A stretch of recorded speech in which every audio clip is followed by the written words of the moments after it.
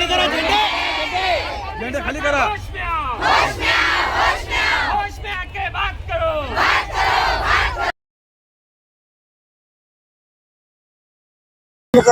Hello, नमस्कार sir. या सरकारनं आमचा असा घात केलाय, आम्ही 2003 पासून शालेय पोषण आहार शिजवतो आणि आम्हाला फक्त 80 रुपये रोज आहे।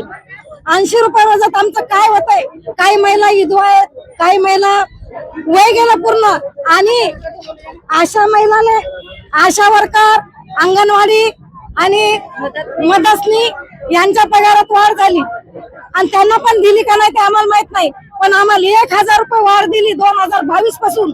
आम्हाला 1 रुपया सुद्धा मिळाला नाही अजून, आणि आम्हाला 10 ते 3 वाजेपर्यंत चुलीवर स्वयंपाक करावा लागतोय। गॅस सांगितले तर आमचे डोळे चाललेत, पण हे सरकार आम्हाला गॅसची पण बरोबरी करून नाही राहिलं। अशा सरकारने काय करावं? आमची कदर कशी येत नाही सरकारले। आमच्या जीवाची खेळणं चाललंय, कित्येक बाळाला डोळे गेले, चटके लागतात आणि आमच्या पगाराची वाढ काही व्हायला लागली। आमच्या काड्यावर आम्हाला झाडावं लागतंय, भांडे धुवा लागतात, सगळं शिक्षक लोक आम्हाला त्रास करतात। आणि सर साहेबांना आम्ही विनंती करतोय की या फडणवीस साहेबांनी आमचा लय अत्याचार केला सर। आमचा पगार वाढत नाही, काय नाही, 2500 रुपये आमच्या पान खायची आहे सर।